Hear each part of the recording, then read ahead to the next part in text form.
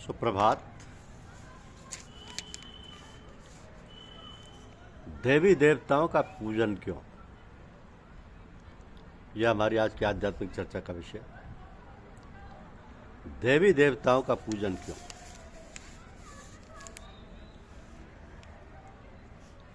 कहा है कि जो व्यापक है, चिन्मय है, कण कण में है, अविनाशी है, उसी का दूसरा नाम है राम। राम ब्रह्म व्यापक अविनाशी, एक परम तत्व परमात्मा जो उस पर निर्भर रहकर अपने कार्य में रत रहता है। समृद्धि अकारण ही उसका वर्ण करती है। वो सुखी लंबा जीवन प्राप्त करता है, उससे स्नायु रोग नहीं होते, वो तनाव मुक्त हो जाता है, भले आप संसार में फंसे क्यों ना हो। परलोक और पराश्रय की व्यवस्था आपके लिए सुरक्षित है।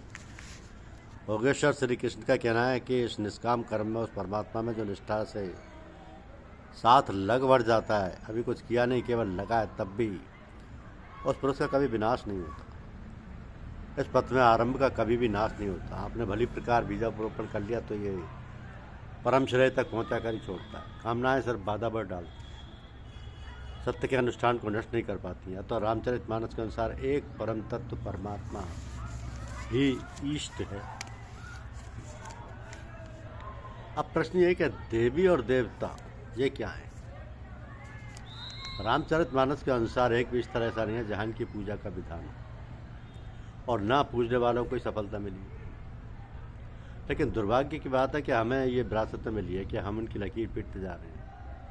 दुख है कि विरक्त महात्मा भी उसी विरासत में पाई हुई लकीर को पीट रहे हैं। कहते हैं कि रामकृष्ण परमहंस जी काली की पूजा करते थे, किंतु उन्होंने यही पूजा अपने अनन्य शिष्य विवेकानंद जी को नहीं सिखाई। विवेकानंद जी के उपदेश में आप कहीं देवी का नाम नहीं पाएंगे। अयोध्यावासी भी चित्रकूट में यही लकीर पीटते दिखाई देते हैं। जब वे राम को मनाने गए तो गणप गौरी त्रिपुरारी तमारी की पूजा करते थे, किंतु राम के राज्याभिषेक और उनकी सभा के पश्चात वही अयोध्यावासी अपने बच्चों तक को शिक्षा दे देते कि भजो प्रणत प्रतिपालक राम ही। जो प्रणत का परिपालन करते हैं ऐसे राम को भजो। जैसे पलक आंखों की पुतली की रक्षा करती है, वैसे ही तुम राम को भजो। तो सब उनके द्वारा देवताओं को पूजने का प्रश्न ही नहीं उठता। इसी प्रकार देखते हैं गीता के स्वरों में श्री रामचरितमानस में गोस्वामी तुलसीदास जी ने आरंभ से लेकर अंत तक क्रम से एक परमात्मा पर ही बल दिया है। और उत्तरकांड के अंत में तो निर्णय दे दिया कि सोई कवि कोविद सोई रणधीरा, जो छल छाड़ भजई रघुवीरा। ये कई चौपाइयों में प्रस्तुत है कि वही कवि है, वही पंडित है, वही रणधीर है जिसका मन राम में अनुरक्त है। तो वही कुल धर्मपरायण, नीति निपुण, परम चाना है, दक्ष तथा समस्त गुणों से युक्त है। वेद का सिद्धांत उसी ने भली प्रकार जाना है जिसका मन राम में अनुरक्त है। इस पर भी न जाने लोग क्यों राम का भजन नहीं करते।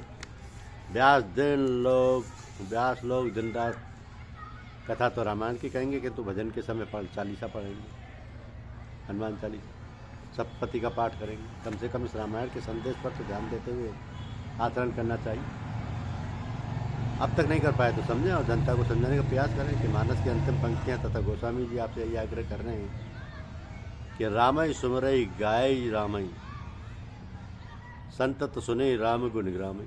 राम का ही स्मरण करें, उन्हीं का गायन करें और उन्हीं के गुण समूहों का श्रवण करें। सुंदर सुजान कृपा निधान, अनाथ पर कर प्रीति जो, सो एक राम अकाम हित निर्वाण प्रद समान को। कि सुंदर सुजान कृपा निधान और अनाथों से प्रेम करने वाले एकमात्र राम, उनके समान निस्वार्थ हित करने वाला और निर्वाण देने वाला भी दूसरा कौन है। तो स्वयं सिद्ध है कि ईष्ट के स्थान पर अनेकों ईष्ट बनाकर आज हम सभी बिखरे पड़े। शाश्वत आया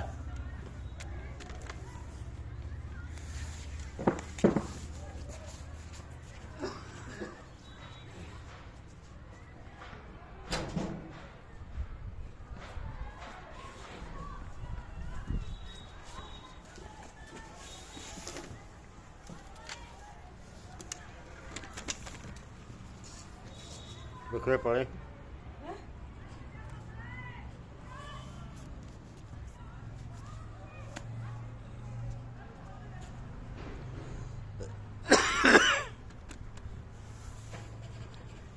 तो सब सब कुछ करते हुए यदि हम एक परमात्मा में श्रद्धा और उस परम तत्व परमात्मा का प्रचार 2-2.5 अक्षर का नाम ओम अथवा राम का सुमिरन करते हैं तो हम आस्तिक हैं, क्योंकि हम अस्तित्व की पूजा कर रहे हैं। उस भजन की शुरुआत परमात्मा में श्रद्धा और उसके नाम के जप से है।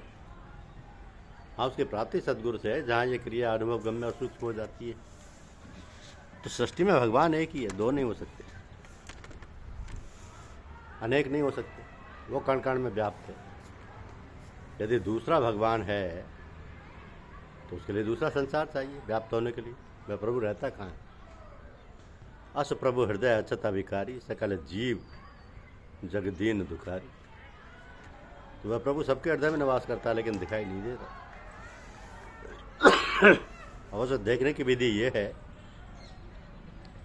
कि नाम निरूपण नाम जतनते, सोई प्रगटत जिम मोल रतनते। पहले नाम का निरूपण करें कि नाम है किस प्रकार, उसे जपा कैसे जाता है, सांस में उठने वाली धुन कैसे पकड़ में आती है, उसका प्रेरक कौन है। जब समझ में आ जाए तो उसके लिए यत्न करें, खून पसीना एक करके उस परमात्मा को विदित कर लें, वह प्रकट हो जाए। वह परमात्मा एक धाम है और उसमें प्रवेश का माध्यम है सदगुरु। गुरु राखई जो गोप विधाता, गुरु रूठे नहीं कोई जग उतरा। यदि तकदीर फूट जाए और घोर यातना लिख दी जाए तब भी सदगुरु रक्षा कर सकते हैं। और यदि सदगुरु ही उपलब्ध नहीं है तो भगवान नाम की कोई वस्तु पहचान में नहीं आती। भगवान हृदय देश में ही है, किंतु यदि सदगुरु नहीं है तो उसकी पहचान नहीं। इसी प्रकार जो गुरु एकमात्र परमात्मा की उपलब्धि की क्रिया नहीं जानता, जो सत्य में प्रवेश वाला नहीं है, जो उस क्रिया को आपके हमारे हृदय देश में जगाने में, अनुभवी जागृत देने में सक्षम नहीं है, वो सदगुरु नहीं, कुलगुरु है। जब तक सदगुरु उपलब्ध नहीं है तब तक उस एक परमात्मा का परिचय 2-2.5 अक्षर के नाम और एक परम तत्व परमात्मा के प्रति श्रद्धा यदि आप में है तो उसका सुमरन भजन और इष्ट सही। ये श्रद्धा आपके भाव को एक परमात्मा में केंद्रीकरण, एक स्थल पर स्थिरीकरण और आपका पुण्य और पुरुषार्थ बन जाएगा। इसके साथ ही वो आत्मा जागृत होकर जहाँ सदगुरु उनसे भेंट करा दूँ, और जहाँ सदगुरु मिले तो योगिक क्रिया की जागृति आपके हृदय देश में हो जाएगी। अनुभव संकेत और इष्ट के आदेश आपको मिलने लगेंगे। तो जो आत्मा सुप्त है, तटस्थ है, जागृत हो जाएगी।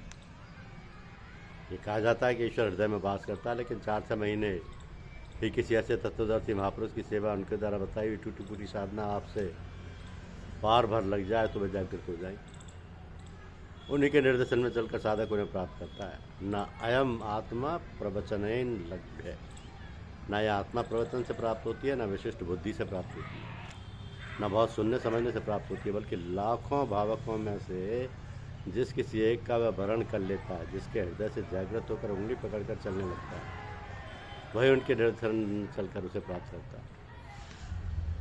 और उंगली तभी पकड़ेगा जबकि एकमात्र परम तत्व परमात्मा में श्रद्धा हो और तत्वदर्शी सदगुरु उपलब्ध हो। तो विचार विमर्श हेतु अमूल्य विचारों का चयन करना चाहिए और एक ही परमात्मा के प्रति निष्ठावान रहना चाहिए। देवी देवताओं को भजने की जरूरत नहीं, केवल राम नाम ही सब कुछ है।